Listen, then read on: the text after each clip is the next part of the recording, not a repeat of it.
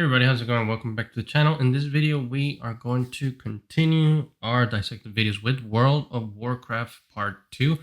This video, we're going to talk about weapons, some buildings, props, and we're going to have a cool raid boss at the end, so you may want to watch the whole video for that. A couple of things that I wanted to address before we start the video. So in the last video, someone left me a comment about maps, and I was asking if he could send me a video. This wasn't me trying to say that he or she was wrong. It was more of like, I want to see what it was because I maybe want to talk about it. And I think some things got a little bit misrepresented on my messages. I'm sorry if that was the case. That was not my intention. I don't know everything. And if you have some knowledge to share, please do so. And when I ask for something, it's not because I don't believe you, it's because I want to see it and maybe want to showcase it here on the channel. So with that being said, if you haven't seen my previous video where I talk about characters, the link's going to be in the description down below. Now let's get started. All right, so what we have here is several types of weapons from the game. I don't know much about those. Like I mentioned in the first video, I do not play World of Warcraft. I do know Frostmourne from Warcraft 3, and that's about it. Everything else, I just pulled them out of the game because I thought that it looked cool. So starting with one of the things that impresses me the most is the poly count. As you can see, all these weapons amount to 5,000 triangles.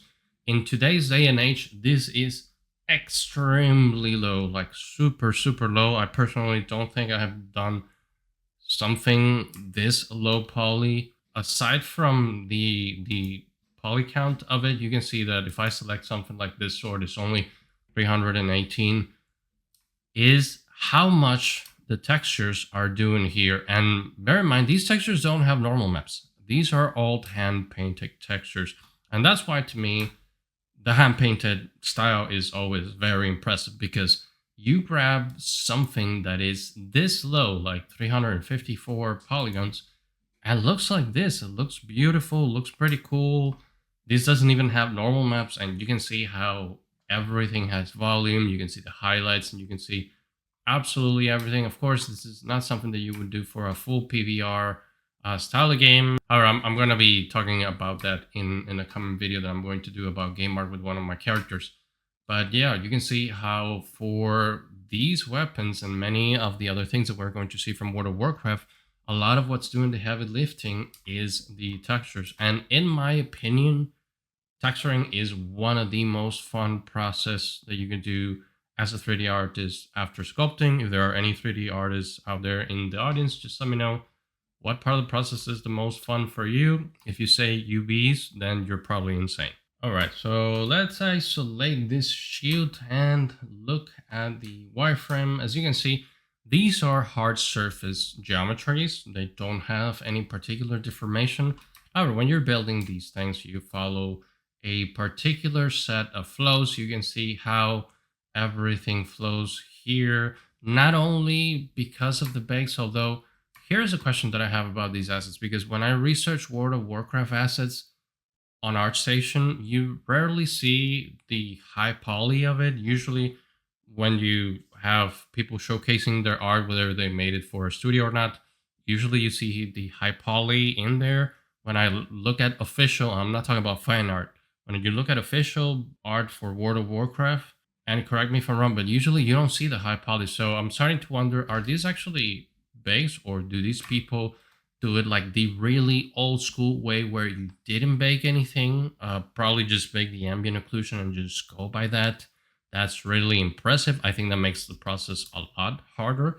But yeah, that's one of the things I wonder, if at the studio they still use the really old workflow that's from way before I started in the industry. Because when I got in the industry, ZBrush was already a thing. So you did the high poly, you bake it down, and then it's much easier to do the hand painted textures when you have your bakes. But you can see here, one of the things that you have to maintain shape, even though this is a fairly low poly item, although among the weapons, you can see that this is one of the highest, but still maintaining the flow out of everything, whether it was baked or not, you still have to maintain a certain flow just for the normals. You can see that the smoothing of the normals is different in this ridge than it is on the rest of the body. And that's very important into how things are transmitted, because if you were to add, I come from the 3ds Max world, so I call them smoothing groups.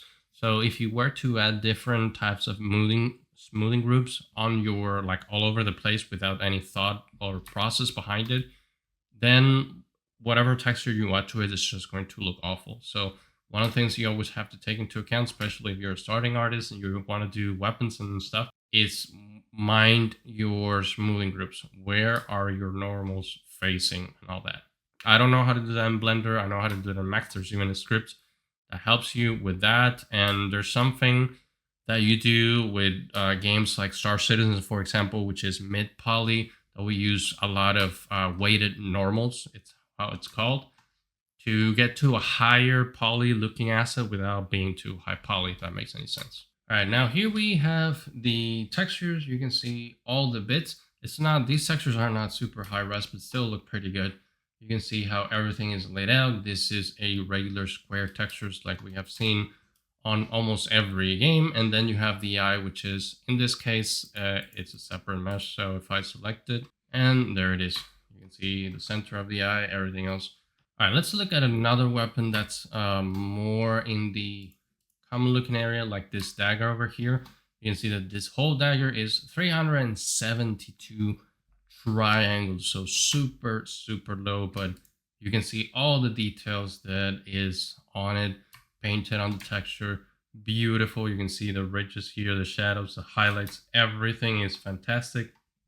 Even the division around this part, I really love how these assets are composed. And yeah, I love Blizzard art. Now you can see that these assets very low, so there is a lot of triangles that are put together because the asset is really low. I don't know what is their base standard for weapons, but I'm guessing it's around from 100 to probably 500 for the average weapons. And then for the like hero weapons or NPC weapons, they do have another standard. But you can see that there's not much flow. There is just geometry that maintains the silhouette of the asset. Now, if we go to the UVs of this, you can see that this one is rectangular, so it's not a regular square texture.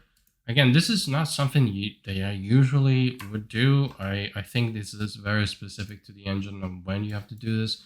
But you can see where everything is distributed. You can see where the parts for like the front of the dagger, if you go here, like this face over here is all the way down here. So that's how you maintain that much of a detail. You don't have so many pieces on those. Now, if we look at Frostmourne, can you use this? Is this a weapon that you can use as a character, or is this something that you see when you face the Lich King? Just let me know in the comment sections of below, because again, I haven't played that game much. But you can see that this one is not only much higher, but also contains various pieces. And if we go to the UVs, you can see it laid out here. I love these UVs. UVs are awesome. And if I go out, let's select this piece right here. Actually, let's select the whole thing.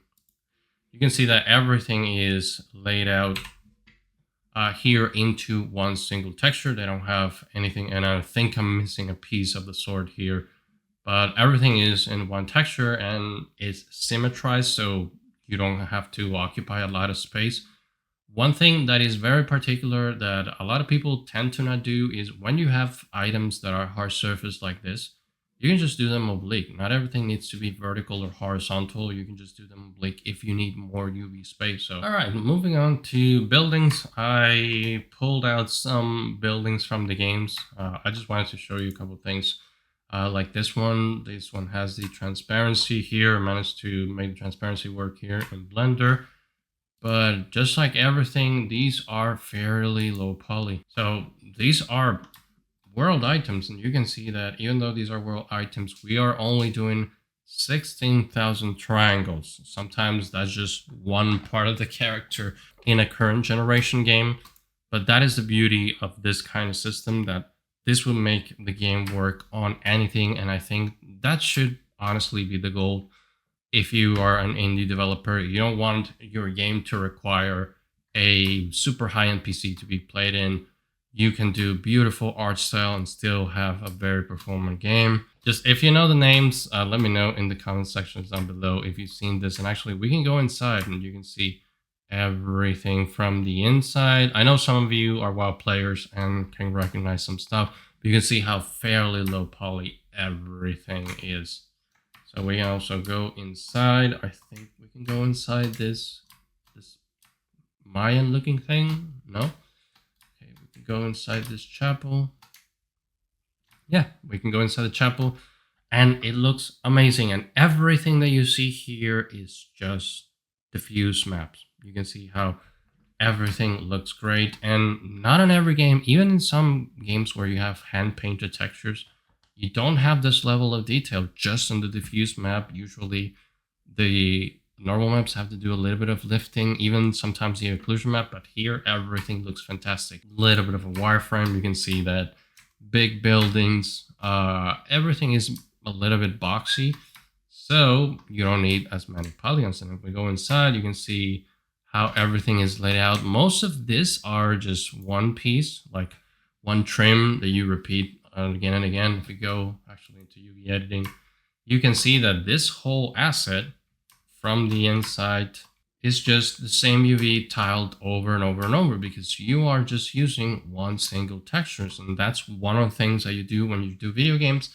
If you want to save on resources, is not everything is unique. In fact, most of the things in the environments in video games are not unique. They're sharing a lot of textures and masks and all that. So in this case, you can see that the UVs for this is just a tiled texture that they are using. Same thing with this one right here. You can see like the windows and everything. If we go into the UVs, you can see that's pretty much the same tile. And the textures, one of the most beautiful things about this game is looking at environment textures.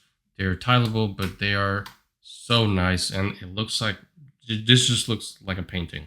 I think it looks so beautiful. Probably if it was a little bit more high res, so you have to look at it from this distance, but I think these textures look amazing. And as I said in the beginning, we're going to take a look at a cool raid boss, which is Deadwing. I believe this is from the Cataclysm expansion. I don't know if this character is still available in the game, but I googled the cinematics and I saw this one, and I thought it would be cool, a very cool character to analyze. And you can see that it has various parts that we can look at. Everything on this character is still hand painted, so you can see all the details on the dragon. Everything hand painted. Right now, nothing, there's no normal maps on this.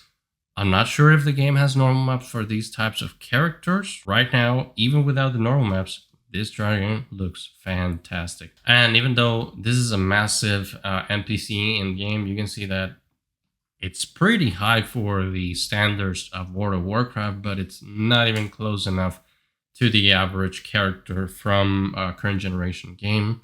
All right, now we're going to look at the UVs. I had to get him into the standard pose, otherwise every time we take a look at some of the UVs, he looks broken. But let's go into these, which is like the top of the face. You can see that the horns are broken down into this detail, and the bottom jaw is a different piece. Probably makes it a lot easier to rig, which I think that would be the case. But you can see here, which I was talking about before, how this texture, if you look at the texture, it's a beautiful painting. It's a fantastic painting right here, where you can see, and again, it's just the resolution of it, but you can see all the detail. You can see how the glow and everything is painted on this character, and it looks fantastic, like the lava bits and all that. And you can see even the metal bits, how they look fantastic. We go into, let's see, the lower jaw. It's located right here, pure metal. Let's take a look at the body. Well, let's take a look at the wings. The wings are also great. And you can see them represent them right here with a lot of bits of metalness. There's not too much specificity with this dragon when it comes to the unwrapping, like we've seen some of the characters that are unwrapped rectified. It seems that these NPCs sometimes are not rectified. It's just how much detail goes into them, and they don't want absolutely any distortion on their UV maps.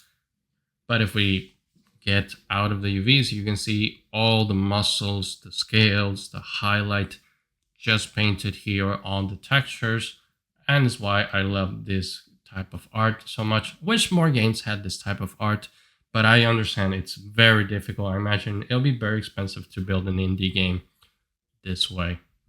All right, so another thing that I wanted to talk about today is see what you guys want to watch, because I'm making this character for a future dissected video that has to do with a game from Blizzard that I love. If you've been around to the channel or you follow me on Twitter, you probably know which game that is. But I'm interested to know, do you guys want to see the process offer right now? This is the high poly. I need to bake it down to the low poly to get it in Unreal, get it rigged, and get it working, because I want to do a short with her.